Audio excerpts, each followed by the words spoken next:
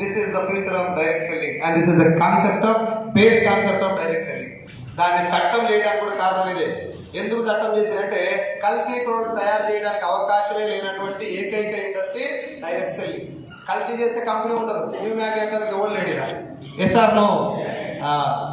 కల్తీ ప్రోడక్ట్ తయారు చేయకుండా జనాలకు డైరెక్ట్ గా ప్రోడక్ట్ ఇచ్చేటువంటి ఇండస్ట్రీ కాబట్టి దీన్ని చట్టం చేసిరు. మొదటి కారణం. రెండవది, భారతదేశం డెవలపింగ్ కంట్రీయా డెవలప్డ్ కంట్రీయా? ఎందుక డెవలపింగ్? మా తాత కాడికి చెప్తారు డెవలపింగ్.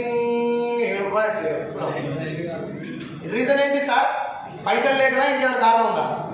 పైసలే. మనమేమో పొద్దుగాల వాడేటటువంటి ప్లేట్ దగ్గర నుంచి ఇంట్లో వాడే ఫ్రిడ్జ్ దాకా బయట దేశం ప్రోడక్ట్ వాడుకొని రోజు కొన్ని వందల కోట్ల రూపాయలు దేశం బార్డర్ దాటిపోతుంటే ఏడుకెళ్ళి వస్తాయి సార్ పైసలు. ట్యాక్స్ కట్టాలి అందరూ. ఇట్లా జాయిన్ అయితే టీడీఎస్ కట్ అయినాక నీకు డబ్బులు వస్తాయి. ఇప్పుడు వచ్చినటువంటి అందరికీ టీడీఎస్ కట్ అయినాక డబ్బులు వస్తున్నాయి కాబట్టి ఈ